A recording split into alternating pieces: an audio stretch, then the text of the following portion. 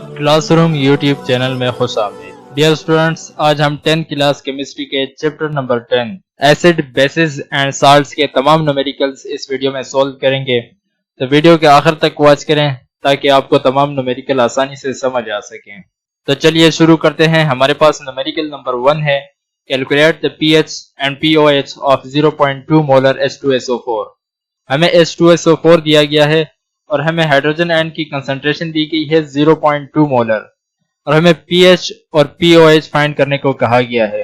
Dear students, यहाँ पे एक बात याद रखें कि हमें अगर न्यूमेरिकल में केमिकल फार्मूला जो दिया गया है अगर वो एसिड हो तो फिर हमें जो कंसंट्रेशन दी गई है वो H आयन की होगी, यानी हाइड्रोजन आयन की होगी। और अगर हमें न्यूमेरिकल में यहाँ पे केमिकल फार्मूला बेस का दिया गया हो, यानी कि यहाँ पे हमें बेस दिया गया हो, तो फिर हमें जो कंसंट्रेशन दी गई होगी वो हाइड्रोक्सिल आयन यानी OH नेगेटिव आयन की होगी। तो यहाँ पे हमें H2SO4 दिया गया है जो कि हमारे पास एक एसिड है, इसलिए हमें जो कंसंट्रेशन दी गई है वो हाइड्रोजन आयन की है और हमें pH और pOH फाइंड करने को कहा गया है।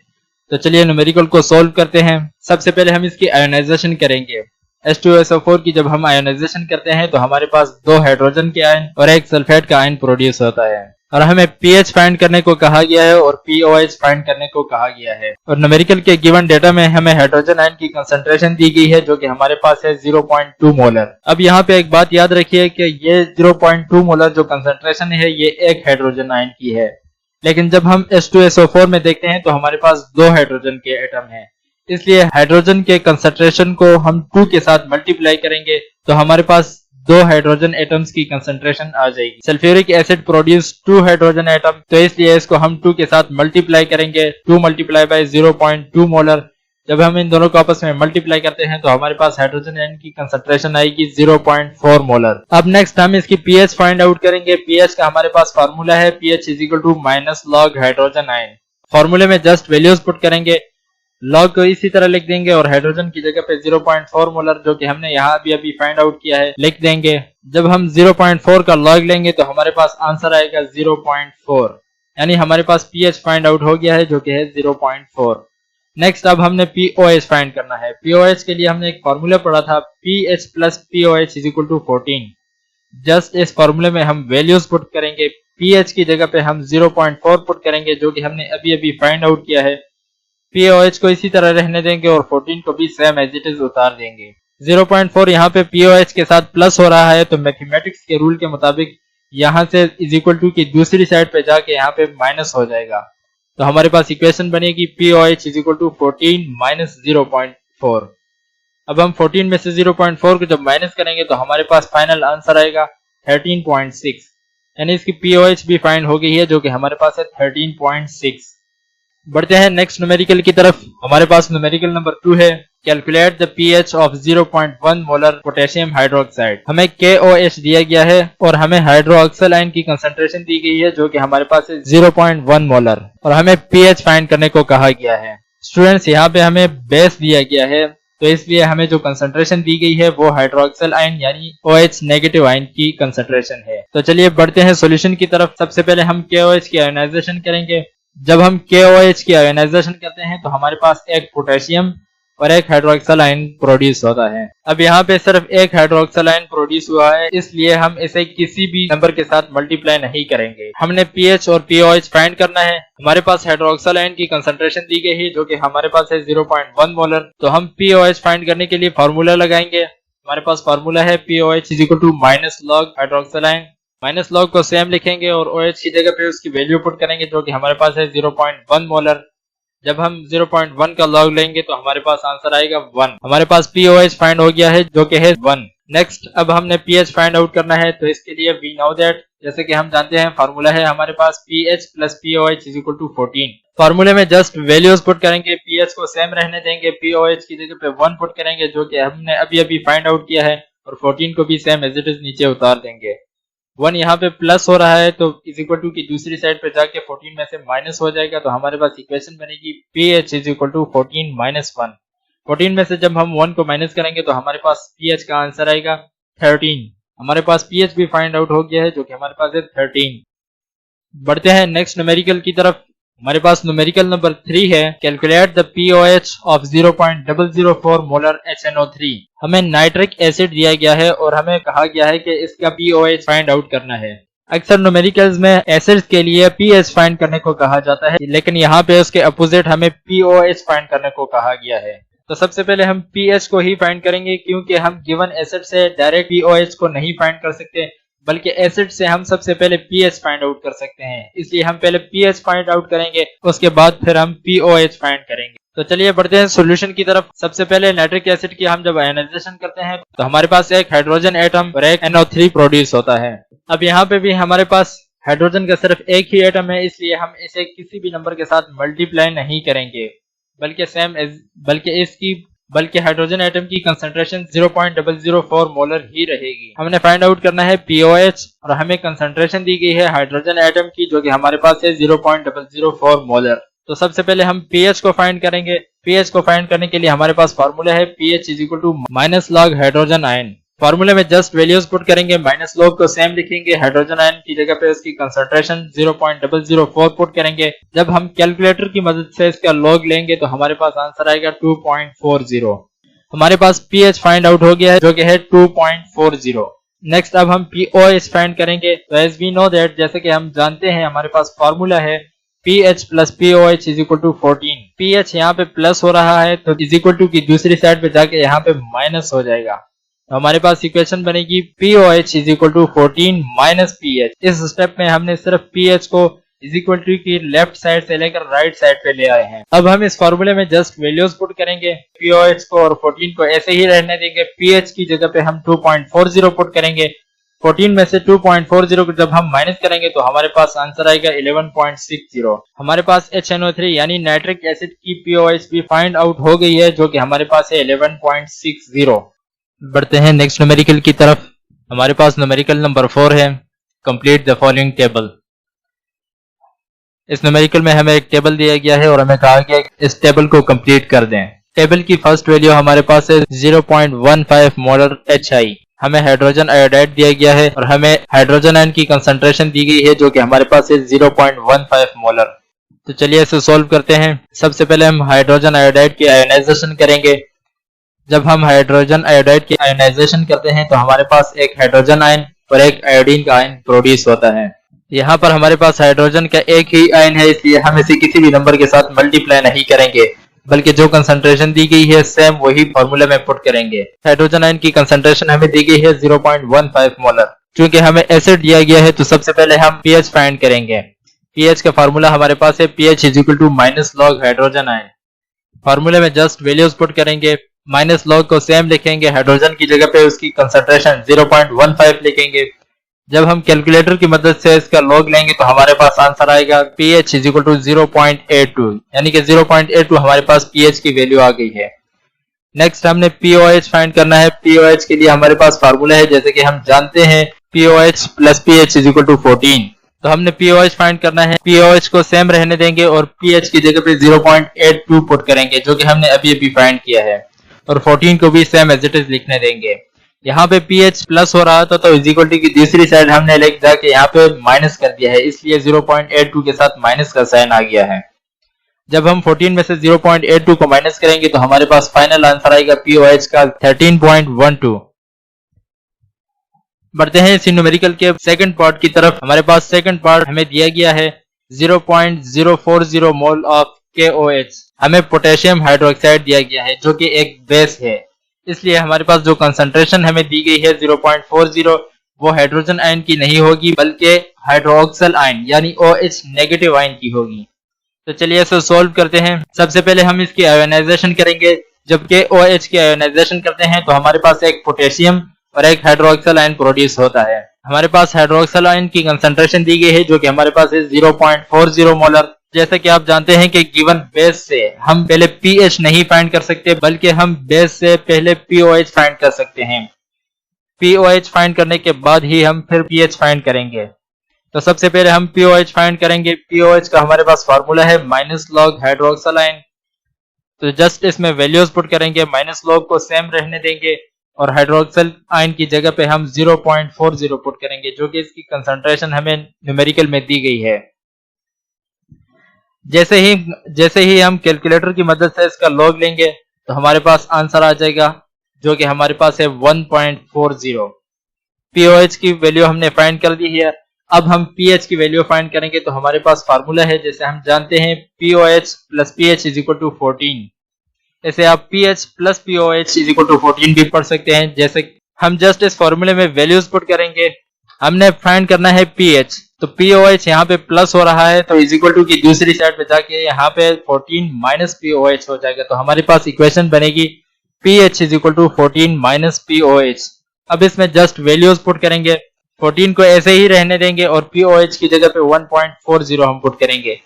14 में से जब 1.40 हम माइनस करेंगे तो हमारे पास फाइनल आंसर आएगा पीएच इज इक्वल टू 12.60। इसी न्यूमेरिकल के पार्ट 3 को सोल्व करते हैं। पार्ट 3 में हमें दिया गया है 0.020 मोलर बेरियम हाइड्रोक्साइड। हमें बेरियम हाइड्रोक्साइड दिया गया है जो कि एक बेस है, और हमें कंसंट्रेशन दी गई है हाइड्रोक्सल आयन की, जो कि हमारे पास है 0.02 मोलर। स्टूडेंट्स एक बात याद रखिए कि यहाँ पे जो कंसंट्रेशन दी गई है वो हमें हाइड्रोक्सल आयन की दी गई है, क्योंकि हमें जो साथ में केमिकल फॉर्मूला दिया गया है वो बेस का दिया गया है, एसिड का फॉर्मूला नहीं है। इसलिए हमारी कंसंट्रेशन हाइड्रोक्सल आयन यानी OH नेगेटिव आयन की कंसंट्रेशन होगी। न्यूमेरिकल को सोल्व करते हैं। सबसे पहले हम इसकी आयोनाइजेशन करेंगे। जैसे ही हम इसकी आयोनाइजेशन करते हैं तो हमारे पास एक बेरियम और 2 हाइड्रोक्सल आयंस प्रोड्यूस होते हैं, क्योंकि केमिकल फार्मूले में आप देख सकते हैं कि हाइड्रोक्सल के साथ ब्रैकेट के बाहर 2 लिखा हुआ है, तो इसलिए इसका मतलब है कि हमारे पास हाइड्रोक्सल के 2 आयन प्रोड्यूस हो रहे हैं। तो सबसे पहले हमें जो कंसंट्रेशन दी गई है उसको हम 2 के साथ मल्टीप्लाई करेंगे, क्योंकि हमें कंसंट्रेशन एक आयन की दी गई होती है। हमारे पास 0.20 ये एक हाइड्रोक्सल आयन की कंसंट्रेशन है, लेकिन हमारे पास आयोनाइजेशन के दौरान 2 हाइड्रोक्सल आयन आए हैं, इसलिए हम इस कंसंट्रेशन को 2 के साथ पहले मल्टीप्लाई करेंगे। इसलिए हम दी गई कंसंट्रेशन को 2 के साथ मल्टीप्लाई करेंगे। जैसे ही हम 0.20 को 2 के साथ मल्टीप्लाई करेंगे तो हमारे पास आंसर आएगा 0.04 मोलर।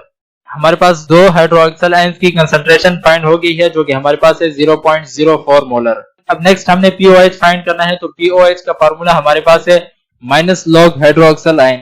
फार्मूले में जस्ट वैल्यूज पुट करेंगे, माइनस लॉग को सेम रहने देंगे और हाइड्रोक्सल आयन की जगह पे 0.04 पुट करेंगे, जो कि हमने अभी अभी फाइंड किया है। हम पहली वाली कंसंट्रेशन नहीं लिखेंगे क्योंकि वो एक आयन की कंसंट्रेशन है, बल्कि हम ये वाली कंसंट्रेशन लिखेंगे जो हमने अभी अभी फाइंड की है, और ये 2 आयंस के लिए कंसंट्रेशन है। जब हम कैलकुलेटर की मदद से इसे सोल्व करेंगे तो हमारे पास पीओएच का आंसर आएगा 1.40। अब नेक्स्ट हमने पीएच फाइंड करना है, तो पीएच के लिए हमारे पास फार्मूला है pOH plus pH is equal to 14। PH हमने फाइंड करना है, पीओएच हमें ऑलरेडी फाइंड हो गया है। पीओएच यहाँ पे प्लस हो रहा है तो इज इक्वल टू की दूसरी साइड पे जाके यहाँ पे माइनस हो जाएगा, तो हमारे पास इक्वेशन बनेगी pH is equal to 14 minus pOH. फॉर्मूले में जस्ट वैल्यूज पुट करेंगे, 14 को सेम रहने देंगे और पीओएच की जगह पे 1.40 जो कि पीओएच की वैल्यू है हम पुट करेंगे। 14 में से 1.40 जब हम माइनस करेंगे तो हमारे पास फाइनल आंसर आएगा pH is equal to 12.6।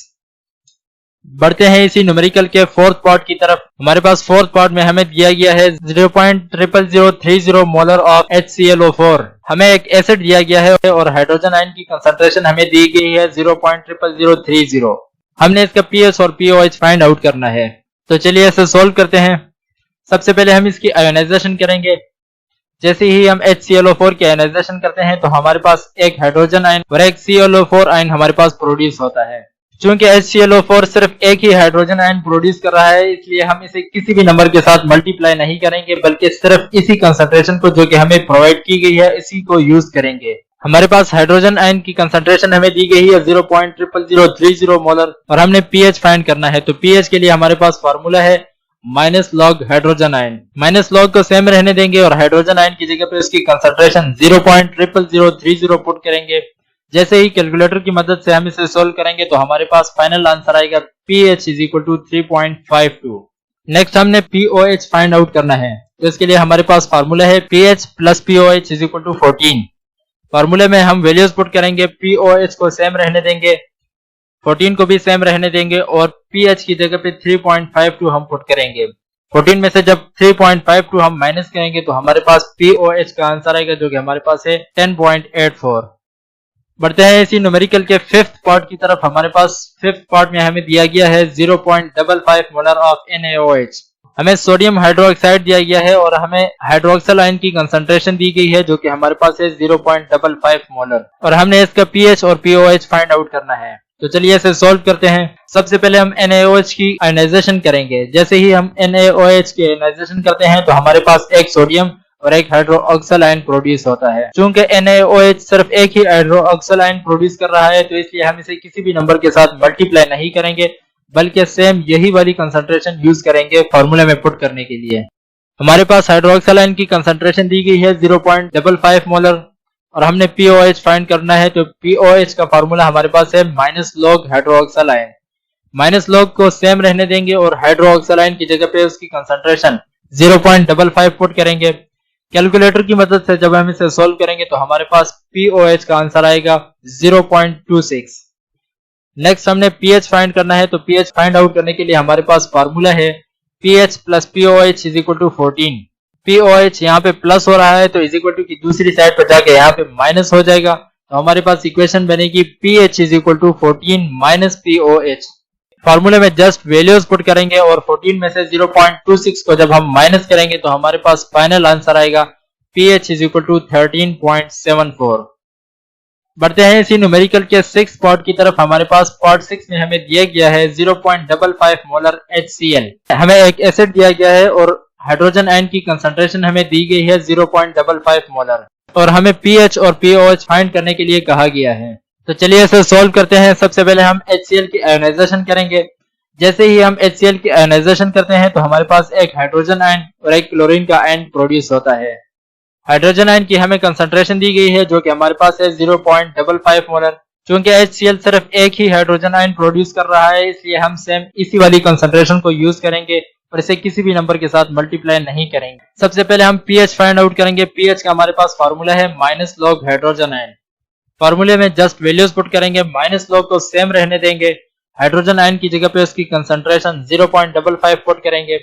Calculator की मदद से जब हम इसे सोल्व करेंगे तो हमारे पास आंसर आएगा pH इज इक्वल टू 1.26। अब हमने pOH फाइंड आउट करना है। तो pOH के लिए हमारे पास फार्मूला है pH plus pOH is equal to 14। pOH यहाँ पे प्लस हो रहा था तो इज इक्वल टू के दूसरी साइड पे जाके यहाँ पे माइनस हो जाएगा। तो हमारे पास इक्वेशन बनेगी pOH is equal to 14 minus pH।